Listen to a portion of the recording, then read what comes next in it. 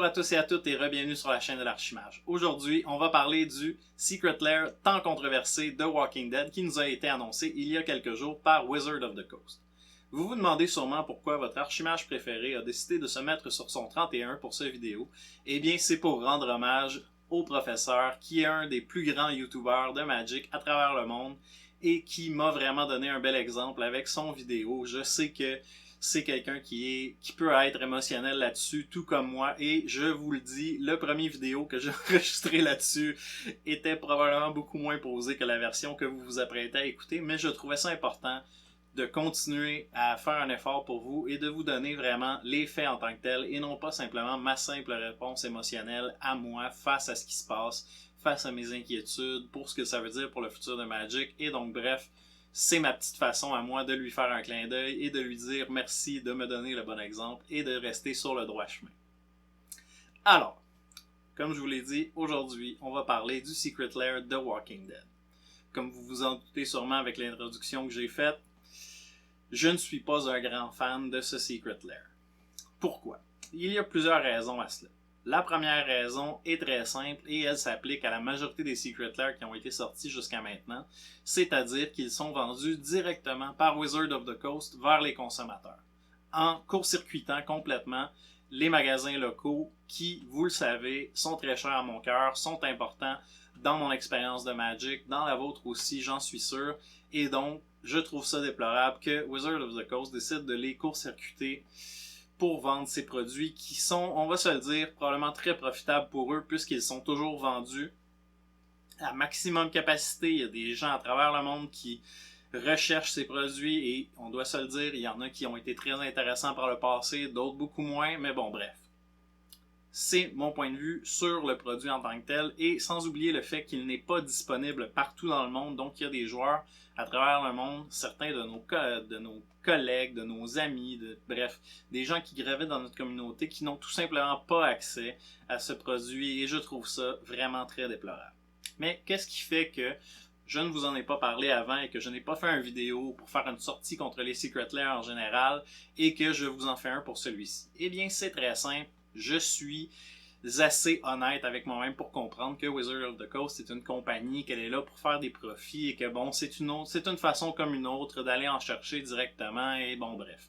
Même si d'un point de vue éthique, je suis pas complètement d'accord avec ça, intellectuellement, je suis capable de rationaliser la chose et de comprendre leur point de vue et leur stratégie en arrière de ça. La grosse différence avec celui-ci en particulier, c'est que, par le passé, tous les Secret Lair ont été utilisés pour réimprimer des cartes déjà existantes et leur donner, tout simplement, une valeur pour les collectionneurs, avec des nouveaux arts, avec une carte qui était foil, etc. Donc bref, un petit quelque chose supplémentaire, mais rien qui venait chambouler le jeu. C'est la grosse différence avec celui-ci, puisque les cartes qui ont été imprimées, dont je vous mets une image à l'écran à l'instant, sont des cartes uniques. Ce sont des cartes qui ont une mécanique unique qui n'a pas été retrouvée dans d'autres cartes, qui ne peut pas être remplacée par une carte qui fait exactement la même chose. Et c'est là mon problème, puisque Wizard of the Coast a décidé de rendre ces cartes légales dans tous les formats éternels, donc ça concerne également le Commander. Et j'avoue que j'ai un grand problème avec ça, puisque ça fait que ces cartes sont seulement possibles à obtenir directement par le Secret Lair et il n'y a aucune autre édition qui existe jusqu'à maintenant de ces cartes. Est-ce que Wizard va les imprimer dans le futur avec d'autres noms et d'autres arts? Parce que ne vous méprenez pas, la série de Walking Dead leur donnera pas le droit de réimprimer ces cartes à tout bout de champ et parce que c'est leur propriété intellectuelle et c'est bien normal pour eux de le faire. Donc c'est en fait des cartes qui vont avoir une rareté énormes et qui sont jouables et qui ne sont pas remplaçables par des cartes qui font exactement la même chose. C'est là mon problème, c'est des cartes qui risquent de se retrouver avec une valeur de revente énorme qui, en tout cas bref, ça crée un précédent que j'aime pas beaucoup. Ils auraient pu faire exactement le même produit, mais leur mettre des bordures argentées et les considérer comme des cartes on, ce qui aurait été vraiment préférable pour moi. On serait pas en train de se parler en ce moment si ça avait été le cas. Et donc, bref, j'ai un problème avec ça, mais c'est seulement une des choses qui fait que c'est problématique.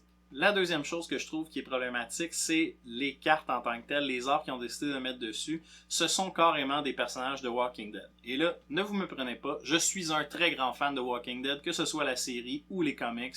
J'adore cette série, j'adore les personnages qui sont présentés dans ce Secret Lair, que ce soit Negan, que ce soit Glenn, que ce soit Michonne. Ce sont des personnages que j'adore, mais ils n'ont pas leur place dans l'univers de Magic the Gathering.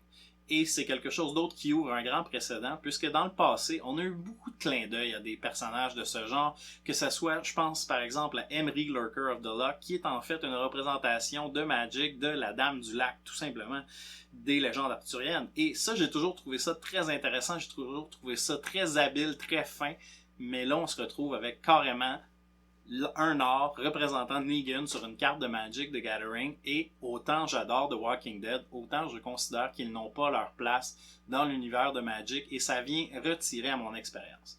Est-ce que je suis un peu plaignard? C'est probable. Est-ce que vous êtes d'accord avec moi? Laissez-le moi savoir en commentaire. Mais bon, donc bref, ça c'est mon deuxième point négatif. Je trouve qu'ils ne sont vraiment pas au niveau de la saveur des cartes qui ont leur place dans l'univers de Magic the Gathering.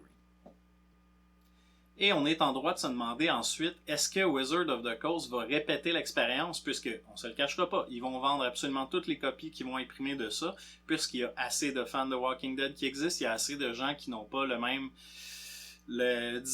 attachement émotionnel que moi à l'univers de Magic en tant que tel, et donc, est-ce qu'ils vont être tentés dans le futur de répéter l'expérience? J'ai bien peur que oui, et c'est ça pourquoi, malgré le fait que vous êtes au courant que c'est pas une vidéo originale, il y a un paquet de YouTubers de Magic qui ont fait exactement le même genre de vidéo, mais je trouvais important d'ajouter ma voix au leur pour donner le petit impact que je peux avoir. On se le cachera pas, on est encore une toute nouvelle chaîne. Et je veux vous remercier d'ailleurs de notre ascension fulgurante, et j'ose espérer que c'est une des choses que vous aimeriez que je fasse pour vous, c'est-à-dire que je prenne la parole et que je nous fasse entendre à Wizard of the Coast pour leur laisser savoir que ce n'est pas le genre de choses qu'on aime. Bref, revenons à du positif.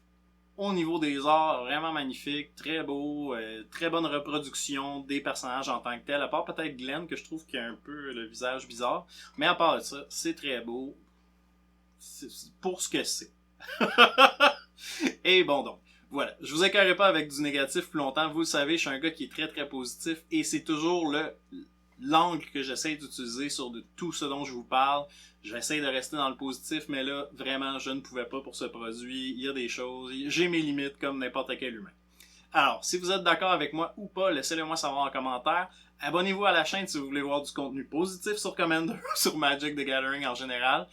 Aimez cette vidéo s'il vous a plu, et n'oubliez pas de le partager avec vos amis pour nous faire découvrir au plus de gens possible. Et si vous voulez nous aider encore plus à améliorer la qualité de nos vidéos, à agrandir la quantité de contenu qu'on vous présente, rejoignez notre Patreon. C'est vraiment la meilleure façon de nous supporter et de nous dire qu'on fait un bon travail et que vous souhaitez que ça continue. Alors sur ce, je vous dis à la prochaine.